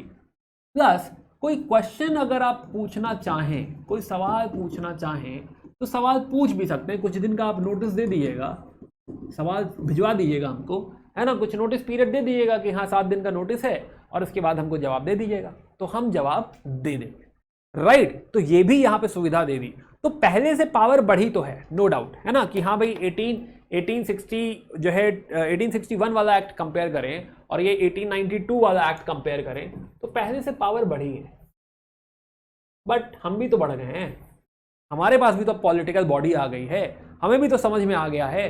तो क्या ये सफिशिएंट है? नहीं, ये बेवकूफ बनाया, राइट। क्या हम इस पर खुश होंगे? नहीं, हम खुश नहीं होंगे, राइट, इसमें खुश होने वाली कोई बात नहीं है। तो क्या इसको हमारे मॉडरेट लीडर क्रिटिसाइज करेंगे? यस, डेफिनेटली क्रिटिसाइज करेंगे, राइट। उनकी डिमांड है कि हाँ भाई इसको एक्सपैंड किया जाए, उनकी डिमांड है कि बहुत सारी पावर दी जाए, राइट, उनकी डिमांड है कि बजट पे हम सवाल उठा सकें, बात समझ में आ रही है? तो उनकी डिमांड है ये सारी। क्या इससे सेटिस्फैक्शन मिलने वाला है? नहीं, इससे भी सेटिस्फैक्शन नहीं मिलने वाला है, it will also be criticise, right. तो जैसे कि बात कही जाती है नो टैक्सेशन विदाउट रिप्रेजेंटेशन, कि जब हमारा रिप्रेजेंटेशन ही नहीं है सरकार में तो टैक्स काहे देंगे, राइट। किस बात का हम टैक्स देंगे? अब ये बात ओरिजिनल नहीं है, ये बात एक्चुअली अमेरिकन रेवोल्यूशन की है, राइट। वहां भी ये बात कही गई कि हाँ भाई जब हमारे सरकार में कुछ कहना ही नहीं है तो हम टैक्स क्यों दें, नहीं देंगे टैक्स। तो नो टैक्सेशन विदाउट रिप्रेजेंटेशन, यहाँ भी बात यही उठी कि हाँ भाई इसको एक्सपैंड करिए, और एक्सपेंशन चाहिए, और रिफॉर्म चाहिए, एटसेट्रा एटसेट्रा। तो खैर, तो डिमांड हम समझ रहे हैं, बट क्या फुलफिल हो रही है? नहीं। बट फिर भी अगर आप देखिए तो क्या 1861 से क्या हम काफ़ी दूर चले आए हैं? यस क्या इस कॉन्स्टिट्यूशनल रिफॉर्म में क्या बड़ा कंट्रीब्यूशन मॉडरेट्स का है, क्या उनकी बातों का है, क्या उनकी डिमांड्स का है? यस डेफिनेटली राइट है ना। और इसके बाद हम देखेंगे कि यहां से डिमांड रुकेगी नहीं, धीरे धीरे डिमांड और बढ़ती जाएगी और हम डिमांड करने लगेंगे स्वराज की। स्वराज अगेन, क्या स्वराज आजादी है? अभी नहीं, राइट स्वराज कॉलोनी ही रहेंगे हम लोग, बट एक सेल्फ गवर्निंग कॉलोनी जैसे कि कनाडा की है। तो मॉडरेट्स की डिमांड अभी भी स्वराज की जो होगी, स्वराज अभी भी ऐसा नहीं कि आजादी होगा, बट स्टिल दिल बी लाइक कि हाँ जो है सेल्फ गवर्निंग बॉडी है। और पहली बात ही स्वराज, पहली बार जो है स्वराज का जो शब्द है वो दादा भाई नौरोजी के मुंह से ही निकलेगा, राइट। दादा भाई नौरोजी सबसे पहले बात करेंगे स्वराज की। Okay so this was their the constitutional reforms and all, right। अंग्रेज भी कॉन्स्टिट्यूशन रिफॉर्म जो दे रहे हैं उसमें भी थोड़ा सा उनका जो है समझिए कि क्यों दे रहे हैं, वो क्यों मान गए इस बात को कि थोड़ा सा एक्सपैंड कर दो, बजट पे व्यू ले लो, राइट है ना। इस बात के लिए क्यों एग्री कर गए हो? अगर आप कहें कि हाँ ये अंग्रेजों की नजर से देखो तो उन्होंने कुछ तो रिफॉर्म दे दिया है, राइट। तो कुछ तो रिफॉर्म यहां पे दिया गया है, बट अंग्रेज क्यों मान गए? वाई, क्यों दे दिया? क्योंकि वो चाहते हैं कि ये जो पॉलिटिकल लीडर्स जो बाहर हैं, जो ये रिफॉर्म मांग रहे हैं, इनको यहीं बिठा लो, राइट। अब वो बैठ जाएंगे तो शांत हो जाएंगे। तो बढ़ते हैं आगे। तो यहां पे अच्छा एक और बात, लास्ट बात कि भाई ये माना कि जो है जो दिया वो कम दिया, बट इसका भी हमारे जो लीडर्स हैं इसका बहुत अच्छा उपयोग करेंगे, राइट। कहेंगे ठीक है चलो यहां बैठ जाते हैं हम लोग, राइट है ना। कैसे भी घूम फिर के हम लोग बैठ गए तो पहुंच जाएंगे हमारे लीडर्स वहां तक, and now they will talk about things, right. तुम सुनो ना सुनो, तुम मानो ना मानो, तुम हाँ कहो ना कहो, लेकिन जो ग्रीवांसेस हैं, जो पब्लिक ग्रीवांसेस हैं, क्या इसको लेजिस्लेटिव काउंसिल में डिस्कस कर देंगे? हाँ बात उठा देंगे, कहेंगे एक मिनट ये नहीं ये, राइट आपका एक्सपेंडिचर मिलिट्री में बहुत ज्यादा है, इंडियनाइजेशन ऑफ सिविल सर्विसेज होना चाहिए, ऐसी ऐसी बातें रख देंगे, राइट। प्लस ब्यूरोक्रेसी जो जबरदस्ती कर रही है, ऑपरेशन कर रही है, गलत चीजें कर रही है, क्या ये बातें पार्लियामेंट में, उस समय की छोटी सी पार्लियामेंट में, क्या ये बातें उठा दी जाएंगी? हाँ उठा दी जाएंगी, राइट। प्लस गवर्नमेंट की जो पॉलिसीज हैं, प्रपोजल हैं, तुम हाँ मानो चाहे ना मानो, राइट, हम कहेंगे कि हम इसके खिलाफ हैं, कह तो देंगे। अब आप कहेंगे सर कहने से फायदा क्या होगा? कहने से फायदा ये होगा कि फिर ये बातें पेपर में छपेंगी कि गोखले साहब ने इस बात पे क्या कहा, राइट। किसानों का मुद्दा उठा था और गोखले साहब ने किसानों के मुद्दे पे क्या कहा, राइट। जमींदारों का मुद्दा उठा था, या लेट्स से आर्टिजन्स का मुद्दा उठा था, ट्रेड का मुद्दा उठा था, ड्यूटी की बात हो रही थी, और तिलक जी ने इस ड्यूटी के मामले में क्या कहा, राइट। और इससे लोग जागेंगे, अरे हाँ ये तो हमारा हक बनता है, और कोई तो लीडर है, कोई तो हमारे लोग हैं, कोई तो ऐसी इंडियन नेशनल कांग्रेस है जो ये सारी बात रख रही है गवर्नर जनरल के सामने, जो गवर्नर जनरल से कह रही है कि सर के साथ विद सर, राइट, सर आप ये गलत कर रहे हैं, माना आप बहुत अच्छे हैं पर ये गलत कर रहे हैं, ऐसी बात रखी जाएगी। तो इससे क्या हो रहा है? इससे पब्लिक ओपिनियन मोल्ड हो रही है, पब्लिक ओपिनियन बिल्ड हो रही है, लोग जाग रहे हैं, राइट। तो भले आप ये समझिए कि ऐसा इसका कोई बहुत एकदम डायरेक्ट इंपैक्ट नहीं है, बट क्या इनडायरेक्ट इंपैक्ट बहुत तगड़ा, इनडायरेक्ट इंपैक्ट बहुत सॉलिड देखने को मिल रहा है, राइट है ना। तो सारे मुद्दे, इकोनॉमिक इश्यूज एटसेट्रा, जो ड्रेन ऑफ वेल्थ वगैरह की बात हो रही है, उठा दिया जाएगा, किताब छाप दी जाएगी, ड्रेन ऑफ वेल्थ लिख दिया उन्होंने कि हाँ poverty and British rule in India, पढ़ो, सारे पढ़ेंगे, जाग उठेंगे, क्या बात कर दी, राइट। तो एक्सपोज कर रहे हैं यहाँ पे, तो यहाँ भी एक्सपोज करते हुए दिखेंगे कि हाँ देखो तुम लोगों में प्रॉब्लम है, भले प्यार से कह रहे हैं तो क्या कह तो रहे ही है, बात समझ आ रही है।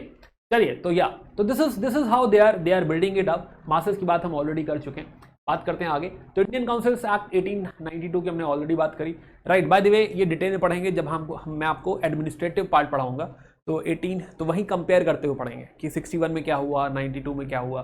बट फिलहाल आप देखिए तो 10 से 16 नॉन ऑफिशियल मेंबर्स की बात करी गई, प्लस नॉमिनेशन और रिकमेंडेशन की बात करी गई जब हम लोग पढ़ रहे थे, राइट। बजट डिस्कस किया जा सकता है, सवाल पूछा जा सकता है, राइट। रिप्रेजेंटेशन की बात हो रही है, रिकमेंडेशन की बात हो रही है कि हाँ भाई आ सकते हैं लोग, पर फिर भी लिमिटेशन है, राइट। इंडियन काउंसिल्स एक्ट में लिमिटेशन है कि हाँ जो है जो मेजॉरिटी है वो ऑफिशियल मेजॉरिटी है, राइट है ना। नॉन ऑफिशियल मेंबर्स कम है, ऑफिशियल मेंबर ज्यादा है, राइट। प्लस ये वाली जो इंपीरियल लेजिस्लेटिव काउंसिल है इसकी मुलाकात भी बहुत ज्यादा नहीं होती, राइट। टोटल कुछ 13 दिन मिली है टिल 1909।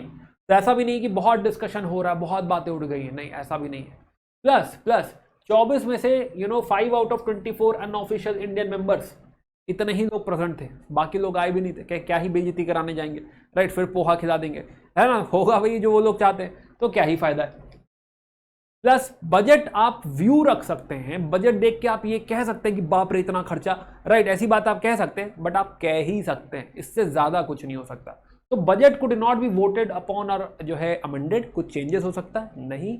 प्लस मान लो आपने एक सवाल पूछा, राइट, नोटिस भी दे दी 6-7 दिन की कि भाई आपने ऐसा क्यों किया, और वो आए और उन्होंने कहा कि हमारा मन था इसलिए किया, मान लो ऐसा कह दिया कि हमारा मन था, तो उस पर आप काउंटर क्वेश्चन नहीं कर सकते कि अरे मन था तो ऐसे कैसे कर दिया ना, कोई सप्लीमेंट्री सवाल नहीं, राइट। तो सप्लीमेंट्री सवाल है ही नहीं। अब ये भी बड़ा मुद्दा है कि भाई तुम जवाब दोगे तो मैं काउंटर सवाल करने दो ना मुझे, नहीं, वो भी अलाउड नहीं है। तो एक्चुअली 1892 बहुत सारी लिमिटेशंस है, but do not worry about 1861 1892, ये सेपरेटली पढ़ेंगे, इसको कंपेयर करके पढ़ेंगे, इसको बहुत डिटेल में पढ़ाता हूं मैं, इतना हल्का नहीं पढ़ेंगे इसको, ठीक है। अभी फिलहाल मुद्दा है हमारा मॉडरेट्स।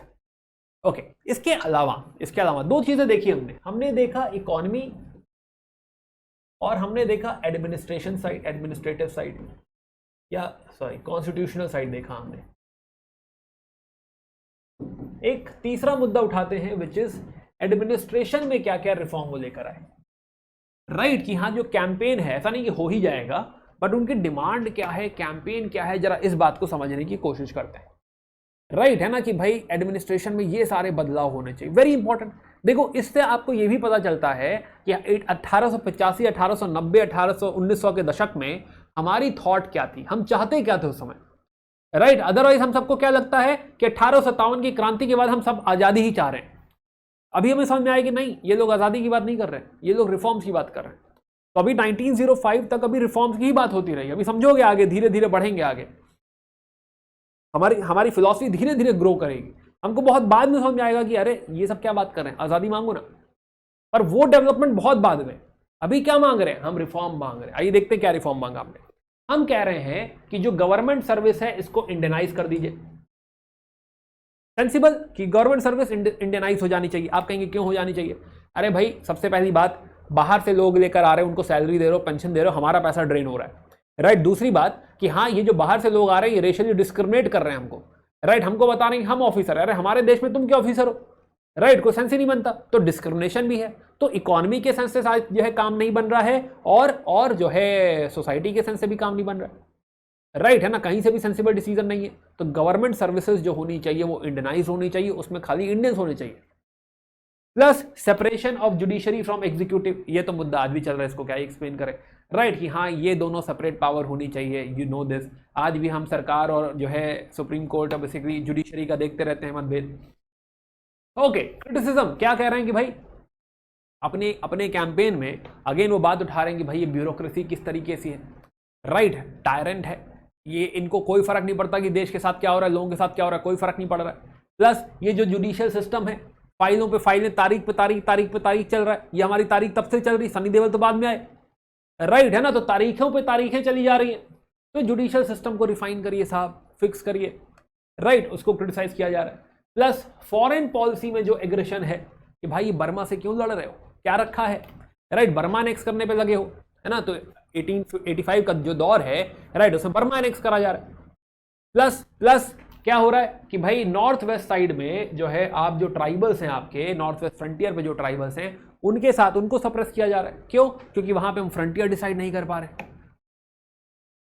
राइट। प्लस ये सब जो फर्जी खर्चे हैं कि अफगानिस्तान में जाके लड़ाई झगड़ा कर रहे हो, राइट। है ना, लिटन ने शुरू किया था, ये शुरू नहीं किया था, अफगान वॉर है उनका, तो अफगान वॉर में उन्होंने खर्चा किया था, राइट। प्लस बर्मा वॉर में खर्चा हो रहा है। हम कह रहे हैं हम क्यों खर्चा कर रहे हैं, हमारे देश से पैसा क्यों जा रहा है भाई, तुम्हें अफगानिस्तान में लड़ाई करनी, तुम लड़ो, हमारा पैसा क्यों ले जा रहे हो। तो डेफिनेटली ये नुकसान हो रहा है। क्या हम क्रिटिसाइज करेंगे, यस।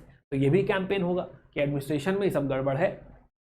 प्लस कह रहे कि जहां खर्चा करना चाहिए वहां नहीं खर्चा करते हो, राइट। वेलफेयर पे खर्चा करना चाहिए आपको, लोगों पे खर्चा करो, हेल्थ पे खर्चा करो, एजुकेशन पे खर्चा करो, right. This is something which is your responsibility as a government. कहां हो तुम, क्या कर रहे हो तुम, तो वेलफेयर, एजुकेशन, इरिगेशन, एग्रीकल्चर, इस पे लेकर आओ ना। एग्रीकल्चर बैंक क्यों नहीं बनवा देते, राइट, इतना सूखा पड़ रहा है, फैमिन पड़ रहा है, अगर कोई एग्रीकल्चर बैंक होगा, उनको कुछ क्रेडिट प्रोवाइड करेगा तो हाँ भाई किसान भी ग्रो करेगा। राइट, उल्टा वहां पे आपने ज़्यादा रखे हुए, मनी लेंडर्स घूम रहे हैं वहां पे, बड़ा जो है इंटरेस्ट पे लोन दे रहे हो। राइट, तो सेंस नहीं बनता। खैर खैर, प्लस प्लस कह रहे हैं कि भाई जो इंडियन लेबर के साथ बाहर व्यवहार हो रहा है, जो रेशलिज्म हो रहा है, जो ऑपरेशन हो रहा है, उसके भी खिलाफ। राइट है ना, तो ये मेन मुद्दे हैं कि हाँ भाई एक बार फिर से देखो आप कि हाँ क्या बात हो रही है। एक तो गवर्नमेंट सर्विस को इंडियनाइज करने की बात हो रही है, बेसिक है, सब सेल्फ एक्सप्लेनेटरी है ना, खाली मुद्दा देखो कि गवर्नमेंट सर्विस में इंडियंस होने चाहिए, जुडिशरी और एग्जीक्यूटिव सेपरेट होना चाहिए। राइट, प्लस आपकी जो पॉलिसीज हैं, जो द वे यू बिहेव, कि हाँ भाई आपकी ब्यूरोक्रेसी हमारे साथ किस तरह बिहेव कर रही है, आपका जुडिशरी सिस्टम जो है सही नहीं है। राइट, प्लस हमारा खर्चा पैसा आप ले जाके बर्मा और अफगानिस्तान पे खर्चा कर रहे हो, लड़ाइयों में खर्चा कर रहे हो, सेंसिबल नहीं है। प्लस जो है ये क्या बोलते हैं, जिन चीज़ पे खर्चा करना चाहिए, वेलफेयर, एजुकेशन, इरिगेशन एटसेट्रा, उन पे खर्चा आप कर नहीं रहे। राइट, प्लस इंडियन लेबर के साथ ठीक नहीं हो रहा है। This is something we want. चौथा मुद्दा, सिविल राइट्स। राइट, तो क्या क्या देखा हमने देखा कि इकोनॉमी के क्रिटिक थे वो, प्लस कॉन्स्टिट्यूशनल डेवलपमेंट की डिमांड, 1892 का एक्ट, यहां पे ड्रेन देखा हमने, यहां पे देखा कि 1892 एक्ट बड़ी उपलब्धि जीवन में। और फिर एडमिनिस्ट्रेशन में बहुत सारे मुद्दे उठाए, जैसे कि Indianisation of the government services, जैसे कि मिलिट्री एक्सपेंडिचर कम कर दीजिए। और आखिरी मुद्दा इस सिविल लिबर्टीज। अब सिविल लिबर्टीज मतलब आज के हिसाब से फंडामेंटल राइट्स, कि भाई फ्रीडम टू स्पीच होना चाहिए, हमें प्रेस में अगर हम कुछ लिखना चाहते हैं तो हमको लिखने दो। राइट है ना, ये सारा जो जो मुद्दा है ना, अगेन वेरी बेसिक, कि right to speech, thought association, free press, ये हमको दे दो भाई। राइट, बेसिक सी बात है कि हम कुछ कहना चाहते हैं हमको कहने दो। राइट, ऐसे नॉर्मली कहना चाहते हैं, प्रेस में लिखना चाहें, जो भी हम करना चाहें, तो हमको ये हक, बेसिक हक है, क्या हमको मिल जाना चाहिए? यस, मिल जाना चाहिए। Defence of civil rights etcetera होना चाहिए, यस। तो यही सब हम आगे डिमांड करते रहेंगे, यही बातें आगे बढ़ती रहेंगी। तो हम देखेंगे 1897 में जब जो है सूखा पड़ा हुआ है और तिलक ने लिखा है कि हाँ भाई अगर किसी का वध कर दिया जाए जिसने गलत किया हो तो गलत नहीं है। राइट, तो एक मैथोलॉजिकल एग्जाम्पल या जो है महाभारत से एक एग्जाम्पल लिया कि शिशुपाल का वध किया था भगवान कृष्ण ने। राइट, तो वो सही है क्योंकि उसने इतनी गलतियां करी हैं, तो कोई बात नहीं। तो वही एग्जाम्पल दे के उन्होंने कह दिया, स्पीच लिख दी पेपर में। तो उसके बाद नाटू ब्रदर्स ने एक मर्डर कर दिया, अब ये कहानी बाद में सुनाऊंगा मैं। तो लोगों ने आवाज उठाई कि ऐसे कैसे डिपोर्ट कर सकते हैं आप, है ना। तो सिविल लिबर्टीज इंपॉर्टेंट है कि भाई there should be a proper procedure of law. तो खैर इसी के साथ हमने बात कर ली contribution of moderates. Now criticism of moderates, तो हालांकि काफी क्रिटिसाइज मैं ऑलरेडी कर चुका हूं, राइट, बट फिर भी थोड़ा सा एक बार इवेल्युएट कर देते हैं मॉडरेट्स को। राइट, कि हाँ भी इवेल्युएशन, क्रिटिसिज्म, है ना, कि क्या रहा, क्या कंट्रीब्यूशन रहा। तो एक बात रोल ऑफ मासेस, कि हाँ क्या उनको लोगों पे भरोसा था, क्या लोगों को अपने साथ लेकर चले। दूसरा, सरकार के प्रति उनका एटीट्यूड। हालांकि दोनों बातें हमने काफी डिस्कस कर ली, बट फिर भी थोड़ा एक बार लास्ट में स्ट्रेस डालते हैं कि रोल ऑफ मासेस। तो हमने ऑलरेडी समझा कि मासेस पे उनको क्या बिलीफ है, नहीं। हमने समझा कि ब्रिटिशर्स वर्सेस मासेस में they are very much inclined towards the Britishers, and that is the reason कि वो moderates masses से दूर है। राइट, और बाय द वे यही रीजन है कि उनकी नेगोशिएटिंग पावर कम है। अगर उनके पास लेट से बाहर 1 लाख लोग खड़े होते तो ये डफरिन के ऑफिस में पैर रख के टेबल पे बैठते कि हाँ हमको ये चाहिए। बात समझ आ रही है? मासेस का साथ में ना होना उनकी सबसे बड़ी गलती है। बट हैविंग सेड दैट कि हाँ वो मासेस को साथ में लेकर नहीं चले, still we also should understand कि भाई इसके बावजूद मासेस में एक पॉलिटिकल ओपिनियन, आप कह लीजिए पॉलिटिकल एडुकेशन कह लीजिए, अवेयरनेस कह लीजिए, जो भी कहना चाहें, क्या ये उन्होंने मासेस में फैलाया है? हाँ भाई फैलाया तो है। क्या उन्होंने बात उठाई है? क्या क्रिटिकली एक्सपोज किया है ब्रिटिशर्स को? हाँ किया तो है। तो भले देखो मासेस को उन्होंने अपने साथ नहीं मिलाया, मासेस को साथ में नहीं लाए, राइट, जोड़ा नहीं, कोई ऐसा मूवमेंट नहीं किया, बट कहीं ना कहीं आगे का जो फाउंडेशन है, right, this will serve as the foundation. और इसी फाउंडेशन से अगर लीडर निकलेंगे तो एक्सट्रीमिस्ट जो हैं वो इसी फाउंडेशन से निकले। तो हम कह सकते हैं कि भाई आप भले क्रिटिसाइज करने को जो भी क्रिटिसाइज करें, बट जो फाउंडेशन तैयार किया है, जो बेस तैयार किया है, राइट, इनिशियल बेस जो तैयार किया है, क्या मॉडरेट्स का बड़ा योगदान है उसमें? यस, डेफिनेटली बड़ा योगदान है।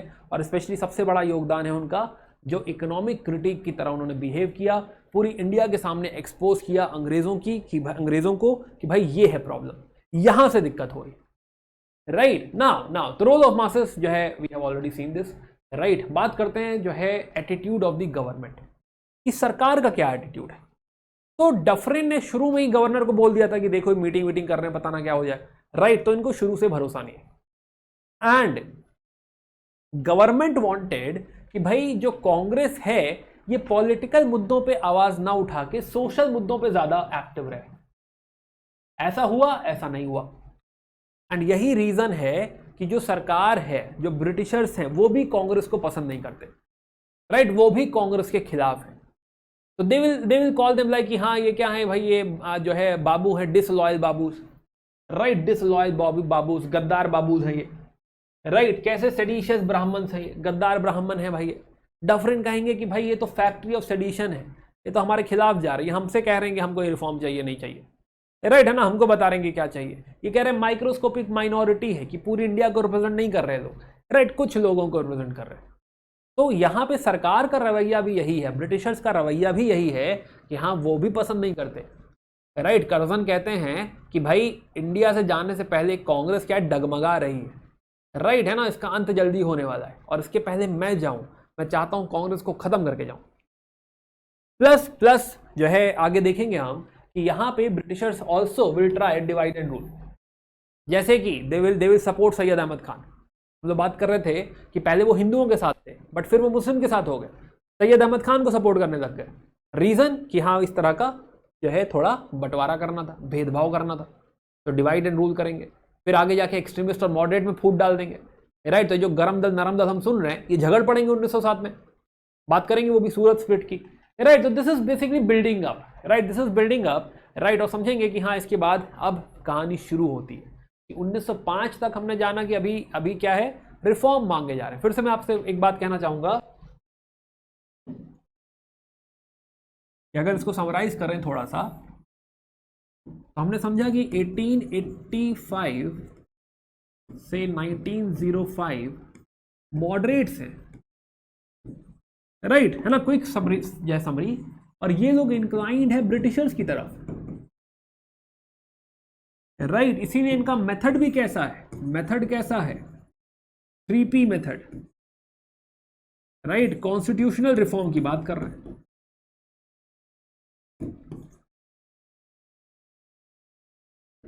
राइट। डिमांड्स हमने समझी या कंट्रीब्यूशन समझा,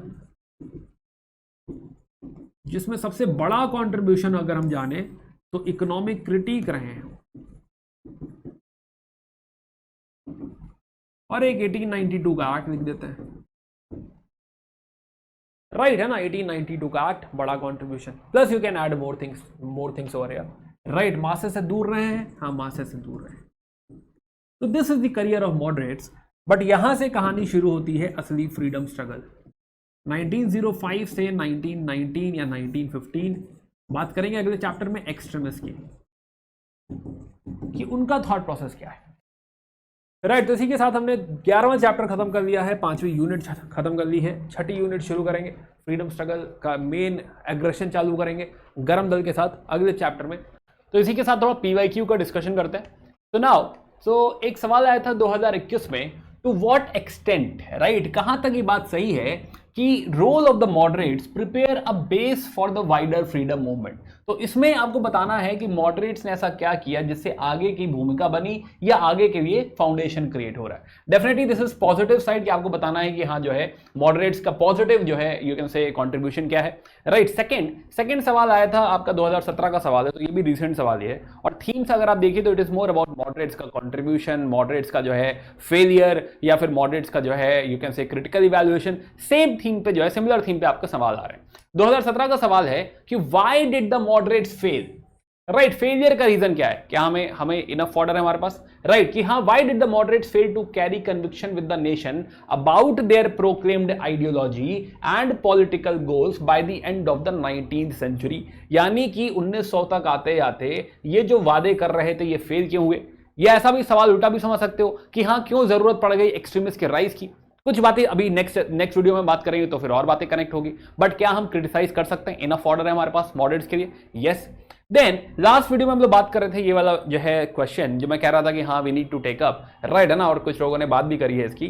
तो examine the linkages between the 19th century's Indian renaissance और नेशनल आइडेंटिटी, इसके बीच में आपको रिलेशनशिप सेटअप करना, राइट है ना। ये सारे ही सवाल आप आराम से आज भी अटेंड कर सकते हैं। Try writing in the comment section, right, do let me know कि अगर कहाँ पे प्रॉब्लम फेस कर रहे हो आप।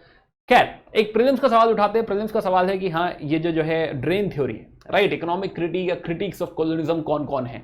तो कौन कौन से लीडर्स हैं जिन्होंने इकोनॉमिक क्रिटिक दिया है ब्रिटिशर्स का कि हाँ हमारे लिए किस तरीके से बुरा है? इसका जवाब खोजिएगा, राइट, इसका जवाब जो है कमेंट सेक्शन में देने की कोशिश करिए। लास्ट सेशन की जो है बात करते हैं, कुछ पीवाईक्यूज आपने कहा सर आंसर बता दीजिएगा, तो लेट्स डिस्कस। तो एक तो हमने बात करी कि हाँ 1875 में पिटीशन गया है to the House of Commons कि हाँ इंडिया का डायरेक्ट रिप्रेजेंटेशन होना चाहिए इन द ब्रिटिश पार्लियामेंट। ये किसने दिया है? दिस इज पूना सार्वजनिक सभा। पूना सार्वजनिक सभा में 1875 से ऐसा जो है एक पिटीशन गया था, राइट, हमने बात करी थी इस बारे में। देन सेकेंड क्वेश्चन है कि हाँ भाई आपको पेयर चूज करने हैं, तो राधा कांता देव बिया के क्या प्रेसिडेंट है? पहले प्रेसिडेंट है, हमने बात करी थी, यस करेक्ट है। Gazulu Lakshmi Narasu Chetty founder of the Madras Mahajan Sabha? नहीं, it is native association, right. तो नेटिव एसोसिएशन में जो है गजुलू लक्ष्मी नरसु चेट्टी का नाम है, not in the Madras Mahajan सभा। तो थोड़ा सा कंफ्यूज करने के लिए था, राइट है ना, जो है ट्रैप था, लोग फंस सकते थे। Plus Surendranath Banerjee founder of the Indian association, हम ऑलरेडी देख चुके हैं, करेक्ट है दिस इज। तो 1 and 3 आर करेक्ट, तो बी ऑप्शन यहाँ पे मार्क करके आप आगे बढ़ सकते हैं। सारे लोगों ने ऑलमोस्ट सही जवाब दिया, एक आध मैंने देखा कि कुछ ऊपर नीचे है, but otherwise it is all correct. Now again third question, ये थोड़ा सा और आगे अब इसकी अंडरस्टैंडिंग आएगी, but still which one of the following pair is not correctly match? तो इसमें Satya Shodhak Samaj, this is related to you can say non Brahmin movements या फिर लोअर कास्ट मूवमेंट्स, राइट है ना, जो है फूले जी की बात करी थी हमने। इसमें तिलक जी एसोसिएटेड नहीं है, बाल गंगाधर तिलक इसमें एसोसिएटेड नहीं है, तो डी आंसर यहाँ पे ठीक है, राइट। बाकी मैं देख रहा हूँ कि हाँ आप जो है पढ़ाई कर रहे हैं सारे लोग, तो अटेंडेंस मार्क करना इंपॉर्टेंट है कमेंट सेक्शन में, right, do let me know कि हाँ कौन कौन आया है, राइट। कई लोग मैं आया था सर, वेरी गुड, राइट है ना, तो गुड। और प्लस जो है इसके आंसर भी बताइए, एंड जो है बाकी जो मेंस का क्वेश्चन है उसे अटेंड करने की कोशिश करिए, एंड पढ़ते रहिए, मेहनत करिए। मिलते हैं in the next session, bye, take care, good day.